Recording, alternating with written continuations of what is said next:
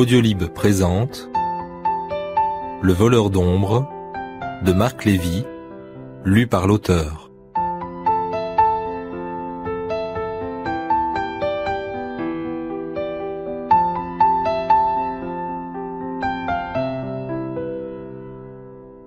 Je n'écoutais rien en cours d'anglais.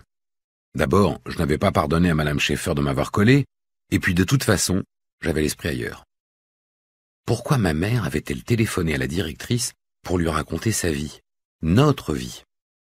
Elle n'était pas meilleure amie que je sache, et je trouvais ce genre de confidence tout à fait déplacé. Est-ce qu'elle imaginait les conséquences pour moi quand la nouvelle se répandrait? Je n'avais plus aucune chance avec Elisabeth. En supposant qu'elle aime les garçons à lunettes et de petite taille, ce qui était déjà une supposition relativement optimiste, qu'elle soit attirée par le contraire d'un Marquès, genre grand type baraqué et assez sûr de lui, comment pourrait-elle rêver d'un avenir avec quelqu'un dont le père avait quitté la maison pour toutes les raisons qu'on connaissait, la principale étant que son fils ne valait pas la peine de rester?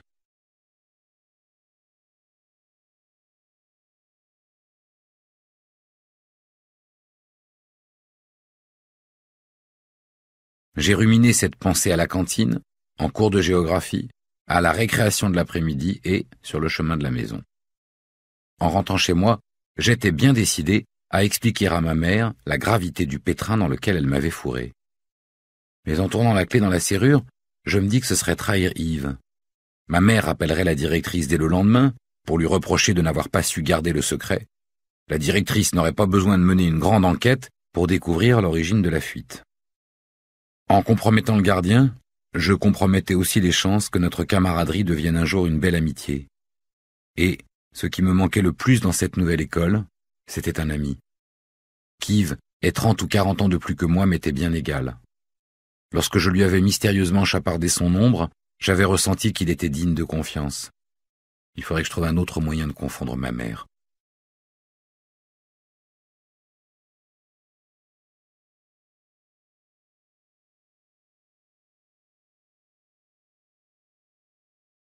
Nous avons dîné devant la télé. Maman n'était pas d'humeur à me faire la conversation. Depuis le départ de papa, elle ne parlait presque plus, comme si les mots étaient devenus trop difficiles à prononcer. En allant me coucher, j'ai repensé à ce qu'Yves m'avait expliqué à la récréation. Avec le temps, les choses finissent parfois par s'arranger. Peut-être que dans quelque temps, maman reviendrait me dire bonsoir dans ma chambre, comme avant.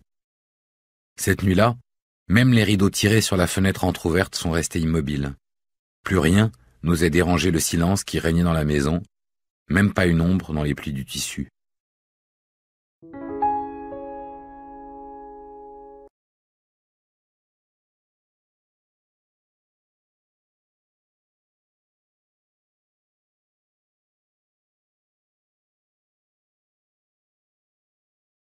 On pourrait croire que le cours de ma vie changea avec le départ de mon père, mais ce ne fut pas le cas. Papa, rentrant souvent tard du bureau, j'avais depuis longtemps pris l'habitude de passer mes soirées en tête-à-tête avec ma mère. La promenade dominicale que nous faisions à bicyclette me manquait, mais je la remplaçais très vite par les dessins animés que maman me laissait regarder pendant qu'elle lisait son journal. À nouvelle vie, nouvelles habitudes. Nous allions partager un hamburger au restaurant du coin, et nous nous promenions ensuite dans les rues commerçantes. Les boutiques étaient fermées, mais maman ne semblait pas toujours s'en rendre compte. À l'heure du goûter, elle me proposait invariablement d'inviter des copains à la maison. Je haussais les épaules et lui promettais de le faire plus tard.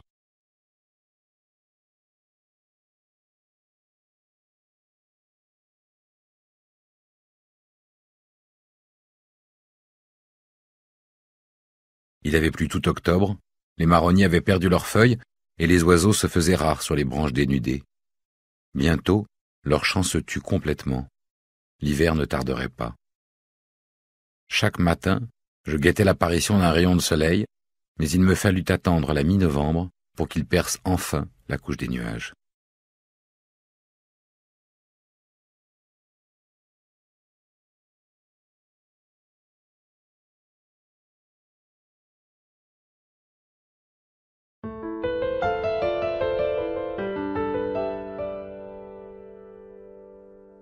Aussitôt le ciel redevenu bleu, notre professeur de sciences naturelles organisa une sortie en plein air.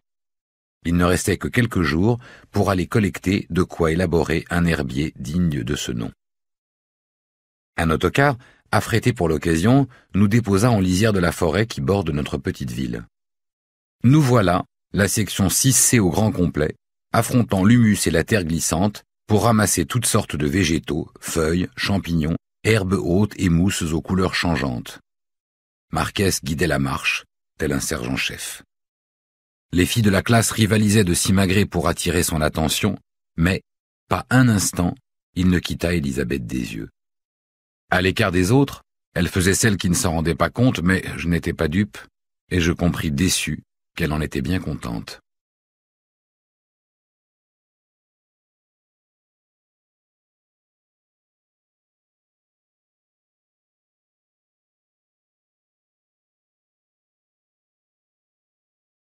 Pour avoir prêté trop d'attention au pied d'un grand chêne où poussait une amanite au chapeau digne de la coiffe d'un schtroumpf, je me retrouvais à la traîne et isolé du groupe.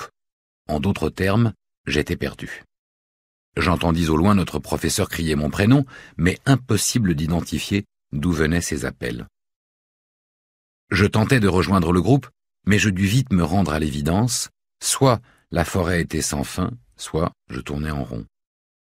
Je levais la tête vers les cimes des érables, le soleil déclinait, et je commençais à avoir une sacrée trouille.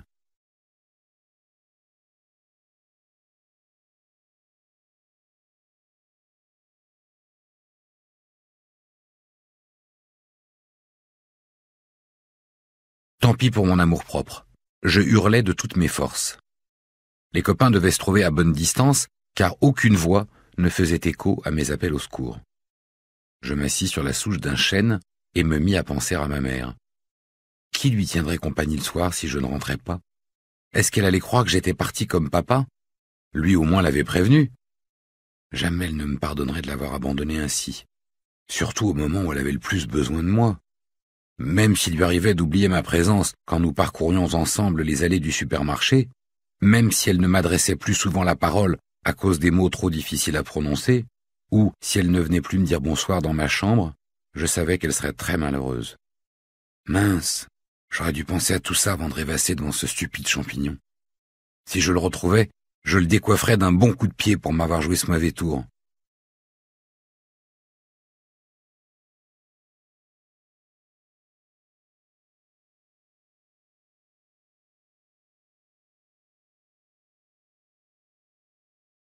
Mais bon sang, qu'est-ce que tu fiches, imbécile? C'était bien la première fois depuis la rentrée que j'étais content de voir la tête de Marquez. Elle apparut entre deux hautes fougères. Le prof de sciences est dans tous ses états. Il était prêt à organiser une battue. Je lui ai dit que j'allais te retrouver. Quand on va à la chasse, mon paternel n'arrête pas de me dire que j'ai un don pour dénicher le mauvais gibier. Je vais finir par croire qu'il a raison. Tu te dépêches, oui? Tu devrais voir ta tête.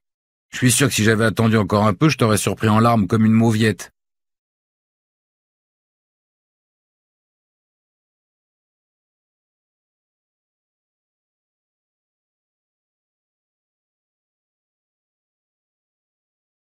Pour me balancer ces bonnes paroles, Marquez s'était agenouillé face à moi.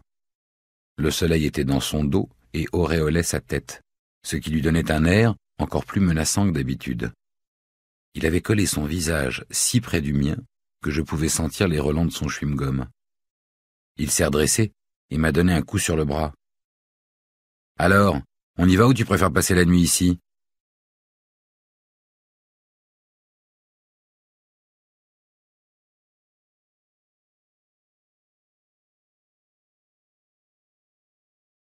Je me suis levé sans rien dire et je l'ai laissé faire quelques pas en avant. C'est lorsqu'il s'est éloigné que je me suis rendu compte que quelque chose clochait.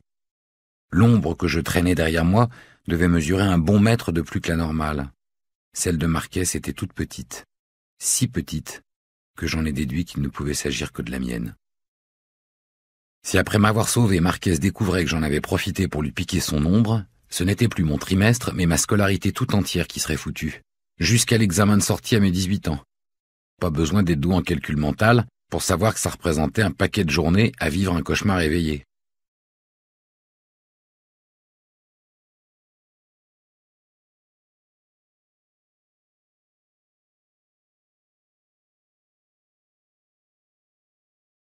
Je lui ai emboîté le pas, aussitôt, bien décidé à ce que nos ombres se chevauchent à nouveau pour que tout redevienne normal comme avant que papa ne quitte la maison. Tout ça n'avait aucun sens. On ne confisque pas l'ombre de quelqu'un comme ça. C'était pourtant bien ce qui venait de se produire pour la deuxième fois. L'ombre de Marquès s'était superposée à la mienne, et lorsqu'il s'était éloigné de moi, elle était restée accrochée au bout de mes pieds. Mon cœur battait la chamade, j'avais les jambes en coton. Nous avons traversé la clairière vers le chemin où le professeur de sciences naturelles et les copains nous attendaient. Marquès levait les bras au ciel en signe de victoire. Il avait l'air d'un chasseur, et moi, du trophée qu'il traînait derrière lui. Le professeur nous faisait de grands signes pour que l'on se dépêche, le bus attendait. Je sentais que j'allais encore en prendre pour mon grade. Les copains nous dévisageaient, et je devinais les moqueries dans leurs regards.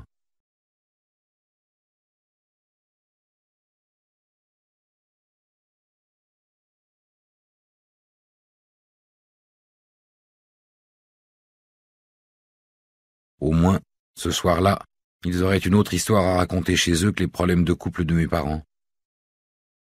Elisabeth était déjà assise dans le bus, à la même place qu'elle allait. Elle ne regardait même pas par la vitre. Ma disparition n'avait pas dû beaucoup l'inquiéter.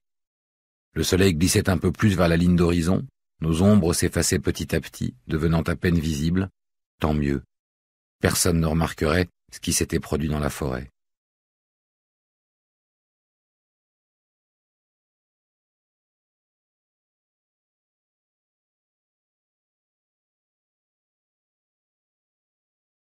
Je grimpais dans le bus, l'air penaud.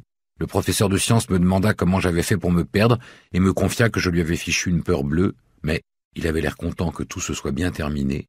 On en resterait là. Je suis allé m'asseoir sur la banquette du fond et je n'ai plus dit un mot de tout le retour. De toute façon, je n'avais rien à dire. Je m'étais perdu, voilà tout. Ça arrive au meilleur. J'avais vu à la télévision un documentaire sur des alpinistes chevronnés qui s'étaient égarés dans la montagne, et moi, je n'ai jamais prétendu être un randonneur chevronné.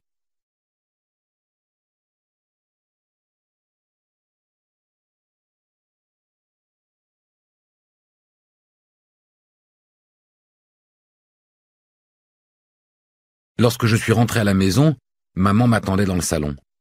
Elle m'a pris dans ses bras et m'a serré très fort, presque trop fort à mon goût. « Tu t'es perdu ?» dit-elle en me caressant la joue. Elle devait être reliée par talkie-walkie avec la directrice de l'école. C'était pas possible autrement que les informations à mon sujet circulent aussi vite. Je lui ai expliqué ma mésaventure. Elle a tenu absolument à ce que je prenne un bain chaud.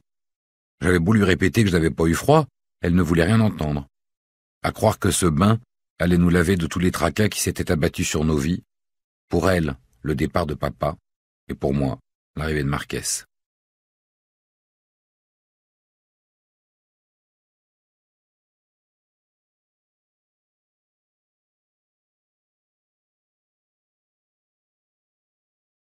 Pendant qu'elle me frictionnait les cheveux avec un shampoing qui me piquait les yeux, je fus bien tenté de lui parler de mon problème avec les ombres, mais je savais qu'elle ne me prendrait pas au sérieux.